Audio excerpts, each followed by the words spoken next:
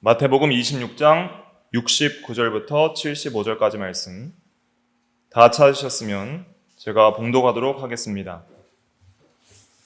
베드로가 바깥 뜰에 앉았더니 한 여종이 나와 이르되 너도 갈릴리 사람 예수와 함께 있었도다 하거늘 베드로가 모든 사람 앞에서 부인하여 이르되 나는 내가 무슨 말을 하는지 알지 못하겠노라 하며 앞문까지 나아가니 다른 여종이 그를 보고 거기 있는 사람들에게 말하되 이 사람은 나사렛 예수와 함께 있었도다 하매 베드로가 맹세하고 부인하여 이르되 나는 그 사람을 알지 못하노라 하더라. 조금 후에 곁에 섰던 사람들이 나와 베드로에게 이르되 너도 진실로 그 도당이라 내 말소리가 너를 표명한다 하거늘 그가 저주하며 맹세하여 이르되 나는 그 사람을 알지 못하노라 하니 곧 닭이 울더라. 이에 베드로가 예수의 말씀에 닭 울기 전에 내가 3번 나를 부인하리라 하심이 생각나서 밖에 나가서 심히 통곡하니라.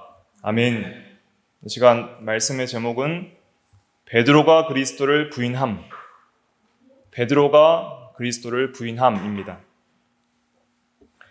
예수님께서 이 세상에 오셔서 33년의 생애를 사시고 개인적인 생애 30년과 공적인 사역의 생애 3년을 사시고 3년 마지막 때에 우리의 죄를 대신하여 십자가에 못 박히시기 위하여 악한 대제사장들과 장로들의 시기와 미움을 받아서 괴계로 잡아 죽이려고 하는 그 잡힘을 당하시고 겟세마네 동산에서 대제사장과 장로들의 종들에게 잡혀가셨습니다.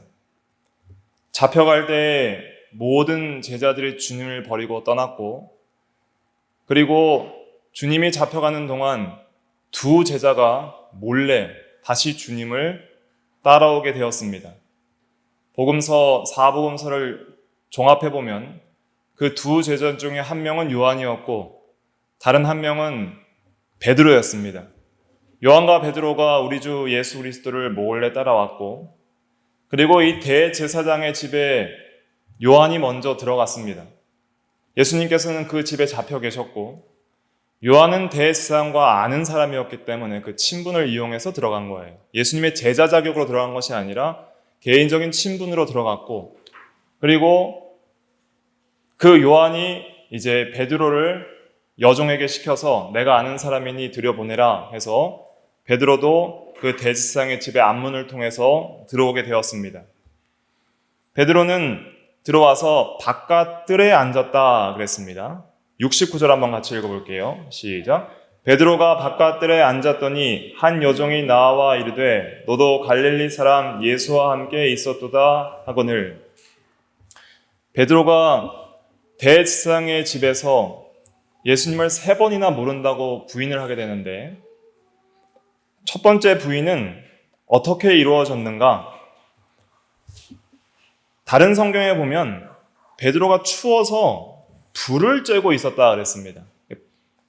앞문으로 들어와서 바깥들에 앉아서 이제 불을 쬐고 있는데 그 당시 이 시간이 언제쯤이냐면 대략 한 자정이 넘은 한 새벽 1시경쯤 되었을 거예요. 그때 어둠이 짙게 깔렸으니까 빛이 없으면 사람의 얼굴을 알아보기가 힘들잖아요. 그런데 베드로가 이렇게 불을 쬐고 종들과 함께 있으니까 그 불빛에 그의 얼굴이 싹 드러난 거예요. 그래서 그 종들 중에 이 종이라는 것은 이 한 여종은 누구의 종이냐면 대제사장의 여종입니다.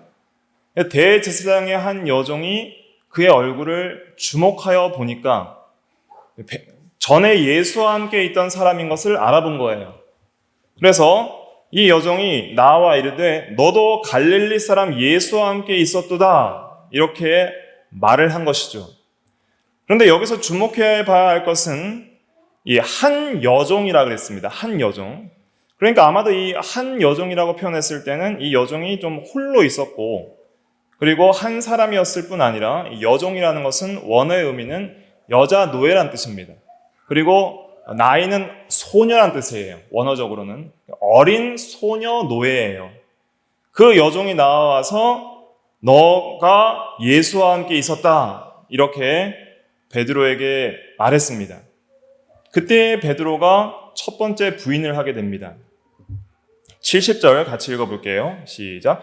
베드로가 모든 사람 앞에서 부인하여 이르되 나는 내가 무슨 말을 하는지 알지 못하겠노라 하며, 다른 모든 사람 앞에서 부인하여 이르되 나는 내가 무슨 말을 하는지 알지 못하겠노라 했습니다. 이것은 이제 회피하는 것이죠. 예수님과 함께 있었다는 그 말을 회피하여서 예수님을 모르는 사람처럼 그렇게 말을 한 것입니다. 여기서 성경에서 이 한 여종이라고 했기 때문에 이 당시 베드로가 부인하였을 때에 권위 있는 사람의 신문이나 또 살해의 위협이나 이런 것을 받은 것이 아닙니다. 그냥 나약한 한 여종이 이렇게 물어봤을 때에 베드로는 첫 번째 부인을 하고 말았던 것이죠. 베드로의 부인을 통해서 우리가 사소한 죄라도 시작하게 되면 그것을 즉시 끊지 않으면 점진적으로 더 큰 죄를 짓는다는 것을 알 수가 있습니다. 그래서 그 베드로의 부인이 점점 심화되기 시작합니다. 그래서 이 베드로가 첫 번째 이 회피적인 말을 하고 난 네가 하는 말이 무슨 말인지 모르겠다 하면서 대답을 회피하고 질문을 회피하면서 그 자리를 즉시 떠났어요. 그래서 다시 앞문으로 가서 이제 나가려고 하는데 그때 또 다른 사람들이 그를 알아보게 된 것이죠. 71절 같이 읽어볼게요. 시작. 앞문까지 나아가니 다른 여종이 그를 보고 거기에 있는 사람들에게 말하되 이 사람은 나사렛 예수와 함께 있었도다 하매. 다른 여종이라 그랬잖아요. 그런데 마가복음 14장 69절에 보면 첫 번째 그 여종이 먼저 말을 했다고 합니다. 그 여종이 다른 사람들에게 말을 했다는 거예요. 이 사람은 예수와 함께 있는 그 무리 중에 한 사람이다, 이렇게 말을 한 거예요. 그래서 그 그림을 어떻게 그리시면 되냐면 베드로가 첫 번째 그 여종에게 발각됐을 때 그 여종이 베드로를 알아봤고 그 여종이 이제 다른 종들과 다른 여종들에게 저 사람 봐라, 예수와 함께 있던 자가 아니냐 하고 이제 그 말들이 계속 퍼져나가는 순간에 있었던 거예요. 그런 분위기 속에서 베드로가 아차 싶어서 여길 피해야겠다 싶어서 그 뜰에서 다시 자기가 들어왔던 그 앞문으로 가는 도중에 다른 여종이 베드로를 알아보고 또 말을 한 거예요. 이 사람은 나도 생각난다. 이 사람은 나사렛 예수와 함께 있었도다. 이렇게 말을 하니까 이젠 베드로의 마음이 더 위급하고 다급해진 것이죠. 그래서 이제 강력하게 맹세하면서 부인하게 됩니다. 72절 같이 읽어볼게요. 시작. 베드로가 맹세하고 또 부인하여 이르되 나는 그 사람을 알지 못하노라 하더라. 아마도 맹세를 이제 하늘에 계신 하나님께 했겠죠. 하늘에 맹세한다. 내가 알지 못하노라. 하나님이 아시는데 내 말은 진실이다. 나는 참으로 예수를 모른다. 이렇게 부인을 했습니다. 베드로가 지금 밖으로 도망치려다가 앞문에서 걸려가지고 또 지적을 받고 또 부인을 한 거예요. 그 다음에 세 번째 부인하기까지 몇 시간이 흐르냐면 1시간이 흐릅니다. 1시간이 흘렀단 말씀이 누가복음 22장 59절에 나오는데 1시간쯤 있다가 이제 세 번째 부인을 해요. 왜 1시간이나 안 나가고 있었을까? 여기서 갑자기 그 자리를 피하면 또 의심을 살 수 있잖아요. 그래서 제가 찔려서 도망을 가는구나 하고 의심을 살 수 있기 때문에 예수와는 상관없고 예수를 대적하는 무리들과 같은 종류의 사람인 척 하기 위해서 도망가지 않고 아무렇지도 않은 듯이 거기에 머물러 있었던 거예요. 그리고 나서 1시간쯤 있으면서 대화도 하고 말도 하니까 베드로의 억양이 갈릴리 지방 쪽 방언 억양이 나오기 때문에 말소리가 유대 나라 방언과는 다른 것이 드러난 것이죠.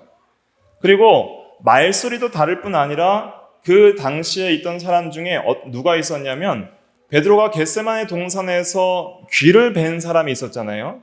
그 귀를 벤 사람이 말고였는데 말고의 친척이 그 겟세마네 동산에서 같이 있었는데 말고의 친척 중 한 사람이 그 대지상의 그 뜰에서 베드로를 알아본 것이죠.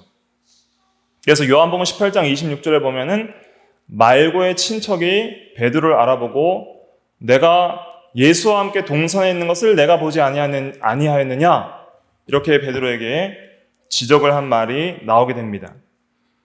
그리고 또 어떤 사람들은 어떻게 말했냐면 73절 같이 읽어볼게요. 시작. 조금 후에 곁에 섰던 사람들이 나와 베드로에게 이르되 너도 진실로 그 도당이라 내 말소리가 너를 표명한다 하거늘. 네. 그래서 갈릴리 방언을 볼 때 갈릴리 지방 그 북쪽 지방 사투리가 있는데 자음을 좀 다르게 말한다고 그래요. 그래서 그 지방 사투리를 볼 때에 네가 참으로 나사렛 갈릴리 사람 나사렛 예수와 함께 있는 그 무리다. 도당이라는 것은 그 무리라는 것이죠. 물이 이미 증명된다 이렇게 말을 한 것입니다. 그때 이제 베드로가 맹세할 뿐 아니라 저주하며 맹세했다 그랬습니다. 74절 같이 읽어볼게요. 시작. 그가 저주하며 맹세하 이르되 나는 그 사람을 알지 못하노라 하니 곧 달기 울더라. 이 저주하다라는 것은 이제 타동사입니다. 그래서 타동사라는 것은 목적어를 포함하는 동사이죠. 누구를 저주하다. 목적어는 이제 대상을 가리키는 것이죠. 저주하는 대상이 누구였을까? 누구를 저주했을까요, 베드로가? 그래도 베드로가 예수님의 제자이기 때문에 아마도 자신을 저주했을 것이다 라고 주장하는 학자들도 있습니다. 그래서 우리나라 말에도 그 말이 참말이 아니면 내 손에 뭘 지진다는 말이 있어요. 장을 지진다는 말처럼 이 자기를 저주하는 것이죠. 만약 내 말이 참말이 아니라면 내가 저주를 받을 것이다. 이렇게 저주하는, 자기를 저주하는 저주였다. 이렇게 해석하는 분들도 있고, 그런데 이제 R.T. 프랜스라는 어떤 학자는 만약에 성경에서 자기를 저주할 때는 자기에 대한 목적어, 나를이라는 그 목적어를 쓰는데 여기에서는 목적어가 없다는 것은 타인에 대한 저주를 의미하는 것이 강하다 이렇게 보는 학자들도 있습니다.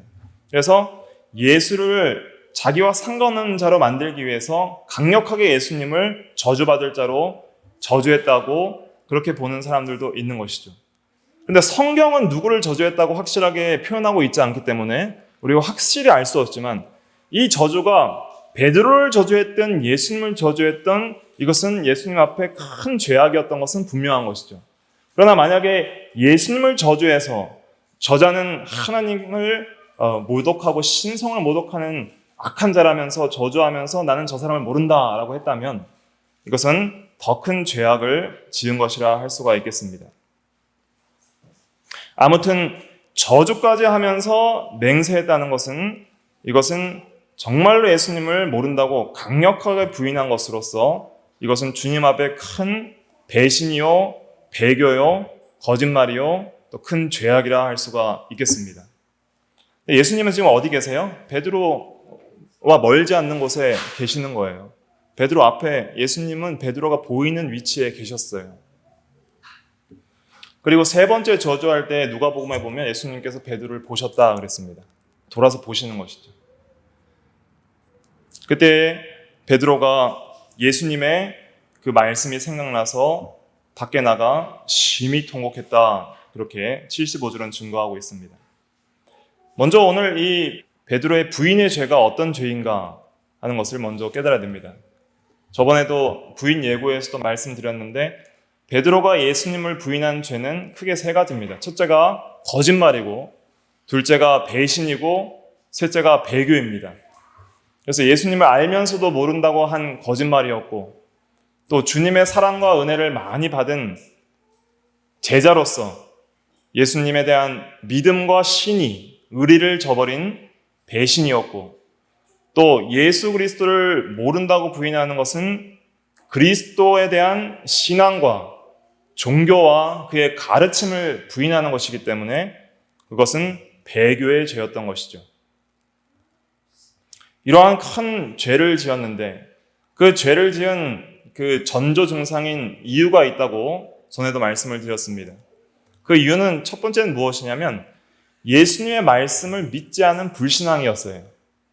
왜 베드로가 주님을 부인하게 되었냐면 주님께서는 베드로가 부인할 것을 미리 예고해 주셨습니다. 내가 닭 2번 울기 전에 나를 3번 부인하리라. 주님께서 분명히 말씀해 주셨어요. 근데 그 말씀을 믿기보다는 자기의 생각과 감정을 더 믿었던 것이죠. 베드로가 예수님의 말씀을 무시하고 자기의 생각과 감정을 더 믿을 때에 그의 믿음은 견고하게 서 있을 수가 없었던 것입니다. 믿음이라는 것은, 우리가 변함없는 신앙으로 살 수 있는 것은 말씀을 견고하게 붙들 때 가능한 거예요. 우리의 생각과 마음이 변함없을 것이라고 생각하는 것은 우리 자신을 너무나 모르는 것입니다. 베드로가 예수님을 부인한 것은 예수님께서 베드로가 자신을 부인할 것이라는 예고를 한 이후에 몇 시간 지나지 않아서 부인하게 된 것입니다. 베드로가 예수님께서 네가 닭 울기 전에 나를 3번 모른다고 부인하리라 할 때 베드로가 예수님께 뭐라고 말씀드렸죠? 내가 죽을지언정 주를 부인하지 아니하겠나이다. 이렇게 말씀했습니다. 이것은 진심이었습니다.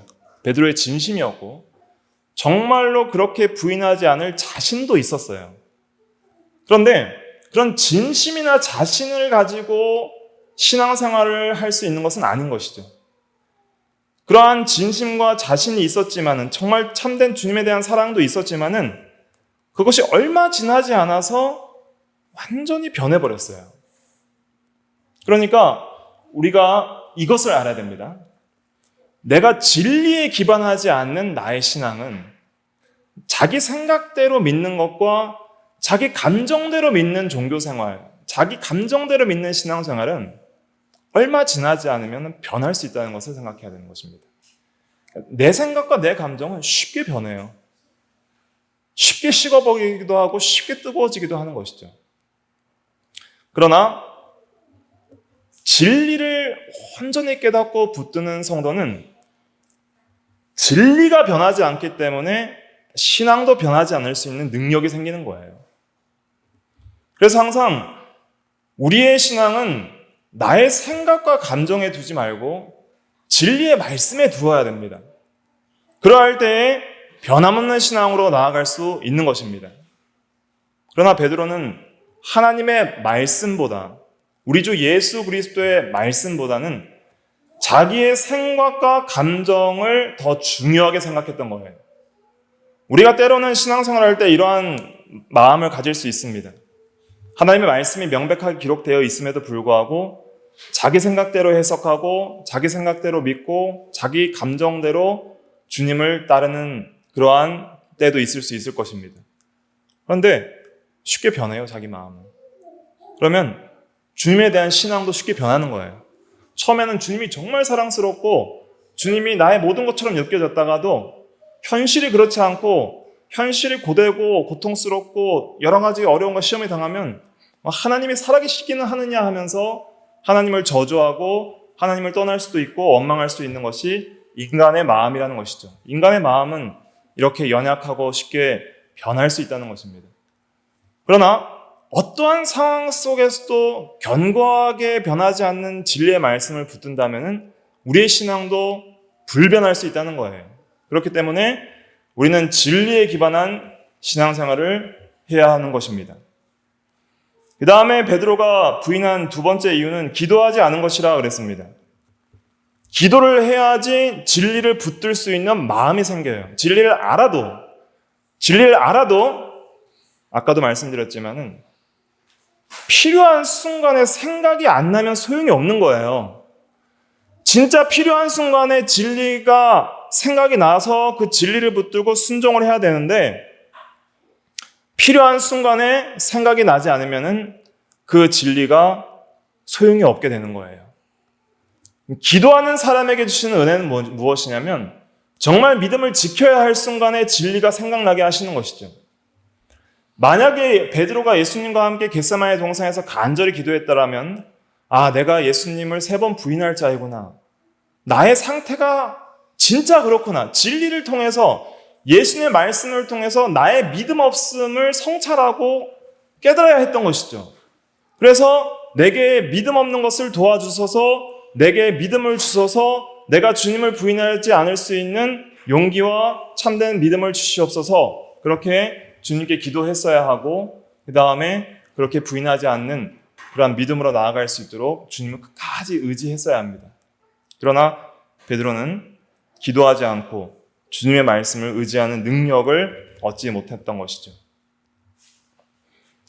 그랬을 때 이 부인할 만한 시험이 들어왔을 이 순간에만이라도 그 진리가 기억이 났더라면 부인하지 않을 수 있었을 거예요.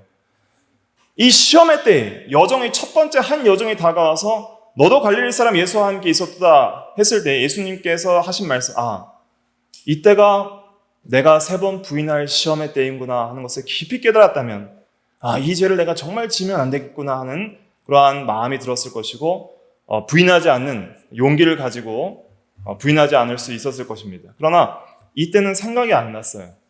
진리가 생각이 나지 않는 거예요. 그러니까 예수님은 생각이 나지 않고 예수님 말씀도 생각이 나지 않으니까 자기의 감정과 마음에 따라서 다급하니까 이제는 부인하는 죄를 지은 것이죠.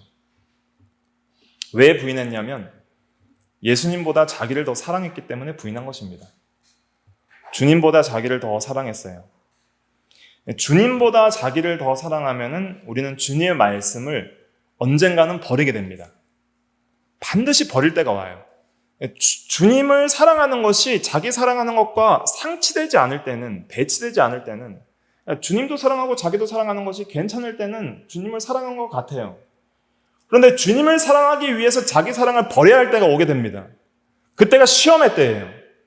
말씀을 순종하기 위해서 내가 희생해야 될 때가 옵니다. 나의 시간과 나의 여러 가지 가지고 있는 재산과 나의 목숨과 나의 생명까지 주님을 따르기 위해서, 주님의 말씀을 순종하기 위해서 희생해야 할 때, 그때는 자기 사랑이 더 크면 주님의 말씀을 버려버리는 거예요.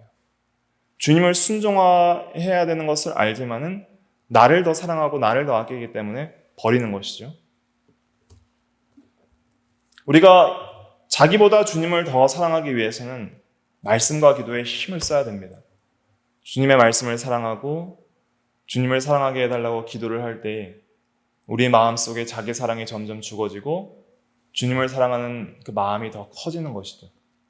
그럴 때 비로소 우리는 주님을 부인하지 않고 끝까지 변함없이 따라갈 수 있는 것입니다. 그래서 베드로가 이 3번 부인한 이후에 요한복음 21장에 예수님께서 찾아오셔서 네가 왜 나를 부인했느냐 물어보시지 않고 뭘 물어보셨어요? 요한의 아들 시몬아, 네가 나를 사랑하느냐? 이렇게 3번 물어보신 거예요. 요한의 아들 시몬아, 네가 나를 사랑하느냐? 요한의 아들 시몬아, 네가 나를 사랑하느냐? 딱 3번 물어보셨어요. 책망도 안 하시고 정말 사랑하느냐? 딱 3번 물어보세요. 그러니까 그 질문을 통해서 왜 3번을 물어보시냐면 3번 부인했기 때문이에요. 왜 3번을 부인했냐면 예수님을 사랑하지 않기 때문에 부인한 거예요. 완전히 예수님을 사랑하는 마음이 없었던 건 아니에요. 우리 신자들에게는, 구원받은 성도들에게는 반드시 예수님을 사랑하는 마음이 있습니다. 그것이 참된 성도예요. 그러나 문제는 뭐냐면 시험할 때 예수님을 사랑하는 마음보다 자기 사랑하는 마음이 크면 우리는 가차없이 예수님을 버린다는 거예요. 그의 말씀을 부인한다는 거예요. 그것이 우리가 죄악에 빠져 넘어질 때 경험하는 우리의 현실이고 우리의 상태인 것입니다. 그런데 그러면 어떻게 하면 우리가 주님을 더 사랑할 수 있을까요? 어떻게 하면 주님을 더 사랑할 수 있을까요? 주님의 사랑을 깊이 깨달아야 됩니다. 사랑이라는 것은 사랑을 받은 사람이 알거든요. 사랑을 받아야 아는데 주님께서 이미 우리를 먼저 사랑해 주시고 십자가에서 우리를 위하여 대신 죽어주시기까지 우리를 사랑해 주셨어요, 이미. 문제는 뭐냐면 이미 사랑이 우리에게 주어졌는데 문제는 우리가 사랑을 모르는 것이죠. 그러니까 어린아이들이 부모의 사랑을 깊이 받고 크지만은 철이 없어서 부모의 사랑을 모르다가 나이가 들어서 자식을 키울 때 비로소 부모의 사랑을 어느 정도 깨달아가는 것처럼 이미 받은 사랑을 나중에 깨닫는 것처럼 우리 성도들도 마찬가지예요. 이미 예수 그리스도의 십자가를 통해서 우리에게 주어진 사랑, 그리고 현재적으로도 변함없이 우리를 늘 사랑하시는 주님의 사랑을 우리가 죄악에 넘어지고 주님을 배반하고 주님보다 자기를 사랑하고 그렇게 살다가 그렇게 죄를 짓다가도 끝까지 주님이 우리를 사랑하시는데 그 끝까지 주님이 우리를 사랑하시는 그 사랑을 알고 이제는 그 사랑을 깊이 깨닫고 돌이킬 때 비로소 우리는 주님을 더 사랑하는 그러한 사랑의 상도가 사랑의 사람들이 되어가는 것이죠. 베드로의 변화된 삶은 그렇게 나타난 거예요. 베드로가 주님을 지금 모른다고 부인하는 그 순간조차 주님은 지금 뭐하고 계시는 거예요? 베드로 그 자신과 우리 모든 성도들을 위한 성도들의 죄를 사하기 위해서 죽으시려고 그 자리에 계신 거예요. 주님이 왜 힘없이 잡혀 계십니까?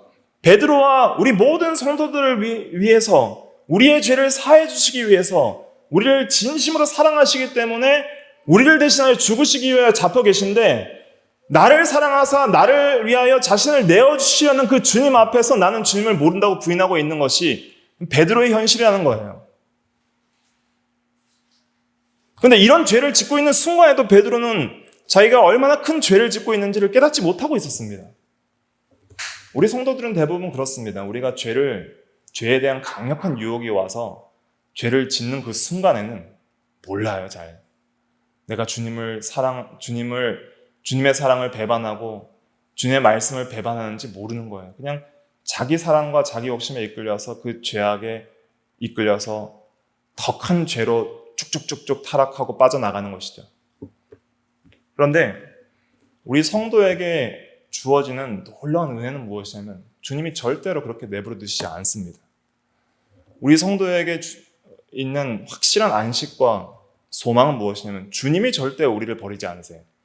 우리는 늘 주님을 배반하지만 주님은 절대 우리를 버리지 아니하시고 끝까지 사랑하시고 끝까지 우리의 손을 붙드시고 반드시 돌이키기까지 우리를 이끄시고 우리를 위해 지금도 기도하시고 우리에게 끝까지 사랑을 베푸셔서 주님의 사랑을 깨닫고 돌이키도록 은혜를 베풀어 주십니다. 베드로가 받은 은혜는 그거였어요.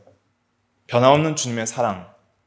그것 때문에 베드로는 통곡하게 되는 것이죠.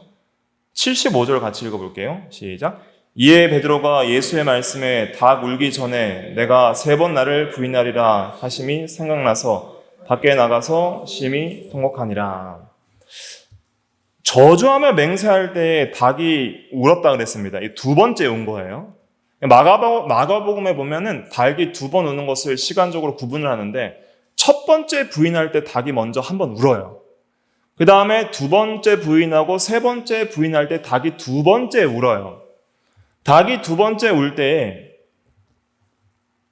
예수님께서 베드로를 쳐다보셨습니다. 누가복음 한번 찾아볼까요? 누가복음 22장. 누가복음 22장 60절부터 62절까지 한번 읽어볼게요. 시작. 베드로가 이르되 이 사람아 나는 내가 하는 말을 알지 못하노라고 아직 말하고 있을 때에 닭이 곧 울더라. 주께서 돌이켜 베드로를 보시니 베드로가 주의 말씀 곧 오늘 닭 울기 전에 내가 3번 나를 부인하리라 하심이 생각나서 밖에 나가서 심히 통곡하니라. 네. 저주하고 맹세했죠. 주님이 들었을까요? 못 들었을까요? 저주하고 맹세한 거 들었을까요? 못 들었을까요? 다 들으셨죠.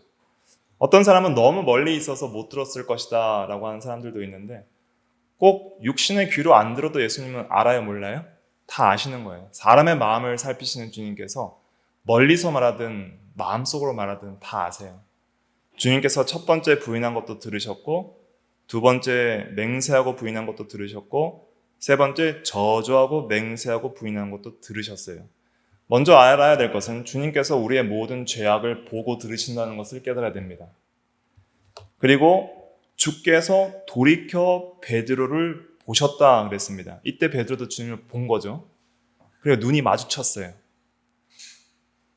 어떤 심정으로 주님께서 베드로를 보셨을까요?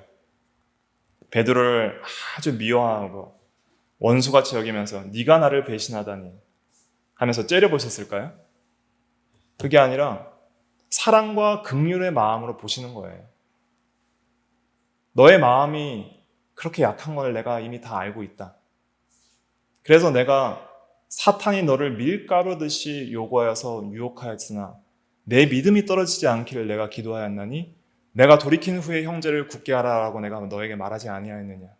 내가 오늘 몇 시간 지나지 않아서 닭 2번 울기 전에 내가 3번 나를 부인하리라 말하지 아니하였느냐. 그러나 그 모든 네가 부인할 것도 알았고 지금 네가 결국은 내가 한 말대로 부인하였구나. 그래도 내가 너를 사랑한다. 나의 사랑을 깨닫고 돌이켜라.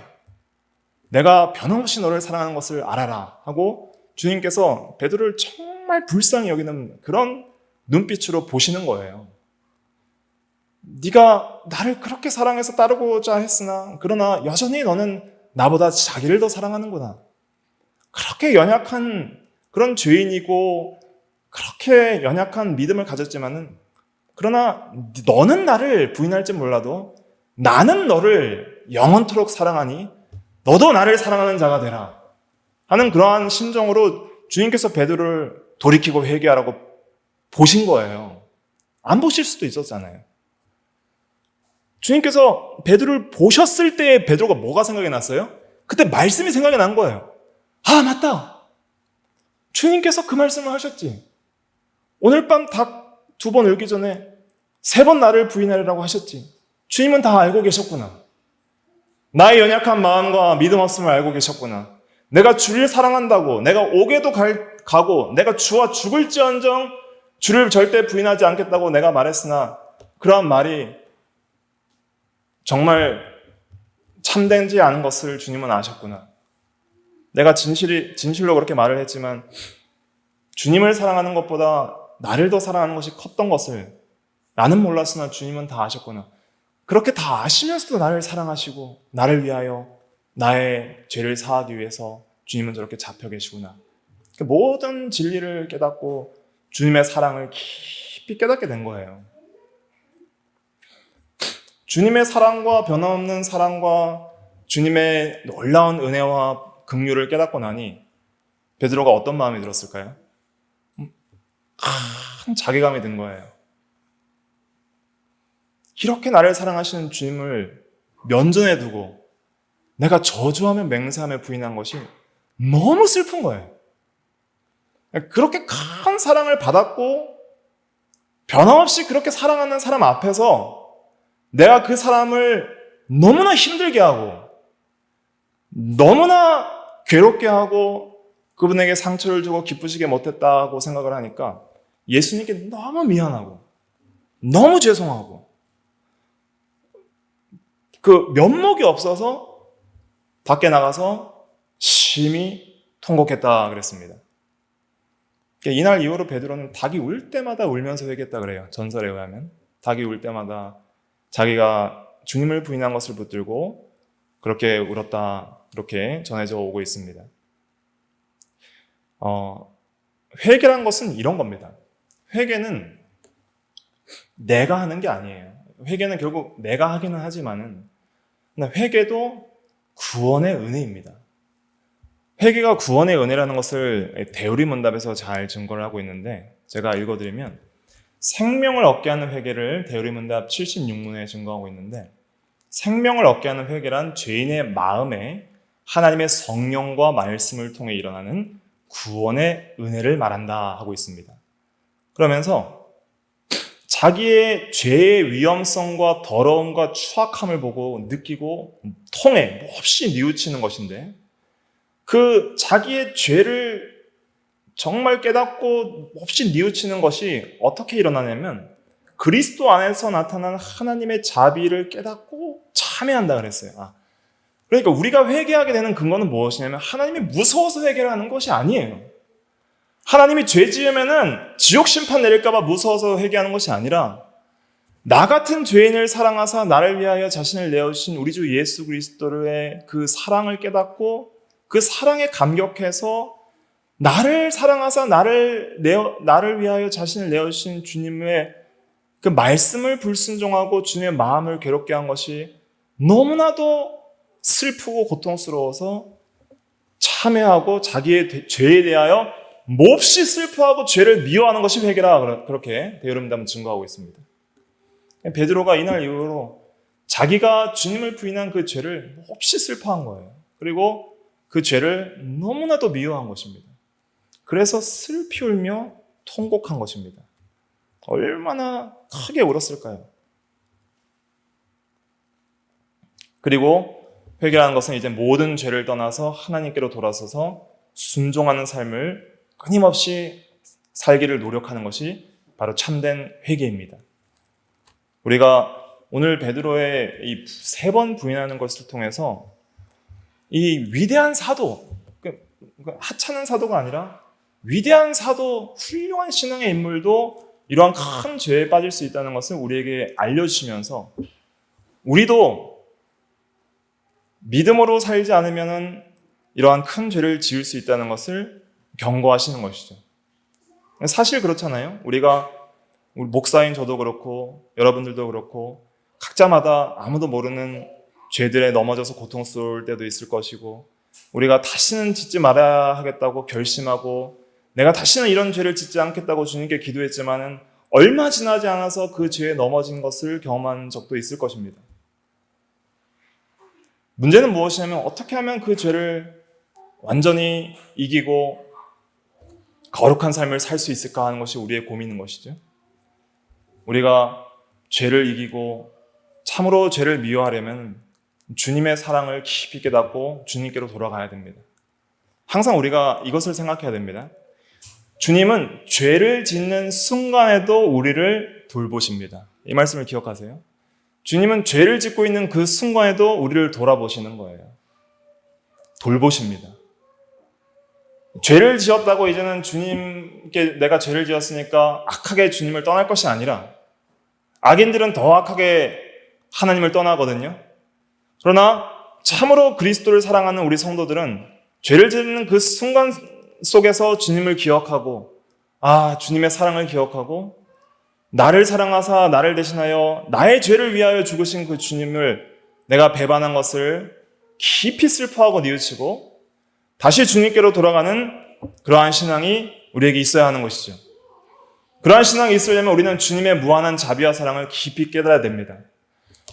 베드로같이 자기를 면전에서 저주하며 맹세하는 그 자를 끝까지 사랑하신 주님이라면 우리같이 부족한 자도 끝까지 사랑하실 수 있는 그런 무한한 사랑의 주님이라는 그 주님의 성품을 믿는 것이 그것이 신앙이에요. 이 사건을 통해서 우리는 주님의 사랑의 깊이를 깨달아야 하는 것이죠. 여러분들은 자기를 면전에서 욕하고 배반한 사람을 그 순간 속에서도 변함없이 사랑할 수 있겠습니까? 그거 쉽지 않은 거예요. 그러나 주님은 이러한 사랑을 베드로에게 보여주셨고 동일한 사랑을 우리에게도 보여주시는 것입니다. 지금도 살아계셔서 하나님 보좌 우편에서 우리의 믿음이 떨어지지 않기를 위하여 기도하시는 주님께서 우리가 오늘도 죄를 짓는 그 순간 속에서도 우리를 돌아보고 계시는 거예요.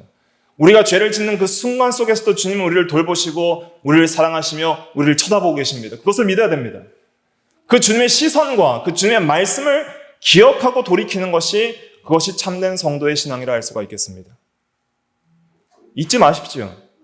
주님은 끝까지 우리를 사랑하십니다. 죄를 지었다고 징계가 없을 것이라고 착각해서는 안 됩니다. 그러나 주님의 사랑이 없어질 것이라고 생각해서도 안 됩니다. 늘 우리는 주님의 사랑을 기억하고 우리의 죄를 슬퍼하고 다시 주님께로 돌아갈 때 주님이 다시 우리를 안아주십니다.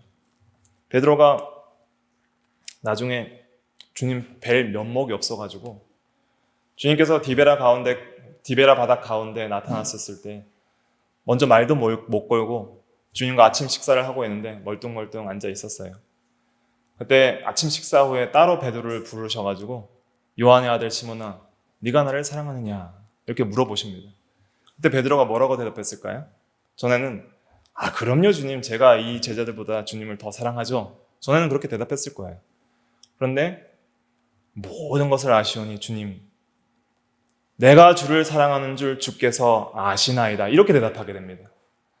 이것은 주님이 모든 것을 아심에 호소하는 거예요. 그 주님이 모든 것을 아신다는 것을 어디에서 깊이 깨달았냐면 여기서 이 부인하는 순간에 베드로를 보시는 주님의 시선을 통해서 깨달은 거예요. 아, 주님이 나를 아시는구나. 주님이 나를 보시는구나. 내가 부인할 것도 미리 아셨고 지금 부인하는 것도 아시는구나. 그러면서 나의 죄를 다 아시는구나. 하지만 베드로가 주님을 사랑하는 마음도 있어요, 없어요? 있어요. 그것도 아심을 믿고 고백하는 거예요. 주님, 제가 주님을 사랑하는 줄 주께서 아시나이다. 그럼에도 불구하고 내 안에 부패한 마음과 자기 사랑도 여전히 있음을 아시나이다. 그러므로 나를 도우소서, 내가 주님을 더 사랑하며 주님을 끝까지 사랑할 수 있도록 은혜를 주옵소서 하는 그러한 겸손한 마음으로 베드로가 주님께 대답을 한 거예요. 그러니까 3번 물어보거든요. 그거만 한번 찾아보고 마칠게요. 21장, 요한복음 21장, 요한복음 21장 15절부터 17절까지 시작. 그들이 조반 먹은 후에 예수께서 시몬 베드로에게 이르시되 요한의 아들 시몬아, 내가 이 사람들보다 나를 더 사랑하느냐 하시니 이르되 주님 그러하나이다. 내가 주님을 사랑하는 줄 주님께서 아시나이다. 이르시되 내 어린 양을 먹이라 하시고 또 2번째 이르시되 요한의 아들 시몬아, 내가 나를 사랑하느냐 하시니 이르되 주님 그러하나이다. 내가 주님을 사랑하는 줄 주님께서 아시나이다. 이르시되 내 양을 치라 하시고 3번째 이르시되 요한의 아들 시몬아, 내가 나를 사랑하느냐 하시니 주께서 3번째 내가 나를 사랑하느냐 하심으로 베드로가 근심하여 이르되 주님, 모든 것을 아시오매 내가 주님을 사랑하는 줄을 주님께서 아시나이다. 예수께서 이르시되 내 양을 먹이라. 예. 모든 것을 아시오매, 우리의 모든 것을 아십니다. 죄를 지을 것도 아시고 죄 짓는 순간에도 우리를 보고 계시는 주님이십니다. 그렇지만 주님이 우리를 사랑해요, 안 해요? 사랑하신다는 거예요. 주님은 우리를 변함없이 사랑하신다. 이러한 죄까지도 위해서, 베드로가 부인할 죄까지도 위해서 예수님은 십자가에 죽으신 거예요. 그 사랑을 알고 돌이키라는 거예요. 그 사랑을 진실로 깨달은 사람들은 이제 이러한 고백을 하게 됩니다. 기도할 때 이러한 기도가 우리의 기도가 돼야 됩니다. 주님, 제가 주님을 사랑하는 줄 주께서 아시나이다. 그러나 내 안에도 여전히 자기 사랑과 죄악들이 많이 있습니다. 주여, 우리의 죄를 용서하시고 나보다 주님을 더 사랑할 수 있도록 은혜를 베풀어 주시옵소서. 베드로가 이 주님과의 사랑의 대화를 통해서 마지막 3번째 근심하여 이랬다 그랬잖아요. 근심하여 주님 모든 것을 아시오매 내가 주님을 사랑하는 줄 주께서 아시나이다라고 말한 이유가 뭘까요? 왜 근심했을까요? 3번이나 물어봤는데 3번째는 왜 근심했냐면 내가 주님을 사랑한 것은 진실이라고 생각했는데 정말 내가 주님을 정말 진심으로 사랑하고 있는가? 그리고 어떤 것을 여기 이 대화를 통해서 베드로가 깨달았냐면 내가 아무리 주님을 사랑한다고 한들 주님이 나를 사랑하시는 그 사랑에 비하면 아무것도 아니구나. 내가 평생을 주께 자신을 드리고 주님을 영원히 변함없이 사랑한다고 한들 주님의 사랑에 비하면 나의 사랑은 아무것도 아니구나 하는 것을 여기서 깨달은 거예요. 그러니까 주님의 사랑의 그 넓이와 크기에 비해서 내가 주를 사랑하는 것은 너무나도 작다. 하지만 이 작은 사랑이라도 주님은 아시기를 바라는 그런 마음으로 이 말을 한 거예요. 우리가 주님을 사랑한다고 한들 우리의 사랑이 얼마나 크겠습니까? 주님의 사랑에 비하면. 우리의 사랑은 너무 연약한데 주님의 사랑은 너무 무한하고 크시고 긍휼과 사랑이 넘치시니 그 사랑 앞에 자기의 사랑을 고백하기가 너무 부끄러운 거예요. 그러니까 근심이 나오는 것이죠. 하지만 이러한 사랑이 진짜 성도의 사랑입니다. 자기의 사랑이 얼마나 작은 줄 알면서도 주님의 사랑을 깊이 깨닫고 그런 주님의 사랑에 너무 감격해서 그 사랑에 이끌림을 받고 주님을 사랑하려고 애를 쓰는 그 마음의 노력, 어떻게든지 주님을 더 사랑하려는 그 사랑의 움직임과 그 노력, 이러한 것이 참된 성도에게 있는 신앙이에요. 이것이 참된 사랑이고요. 이 사랑 때문에 우리가 거룩하게 살아갈 수 있는 것입니다. 사랑이 없으면 절대 거룩한 삶을 살 수 없습니다. 사랑이 없으면 절대 진리를 순종할 수 없습니다. 사랑이 없으면 절대 주님을 시험의 때에 선택할 수 없습니다. 사랑이 커져야 되는 것이죠. 그러려면 주님의 사랑을 깊이 깨닫는 우리가 다 돼야 되겠습니다. 기도하겠습니다.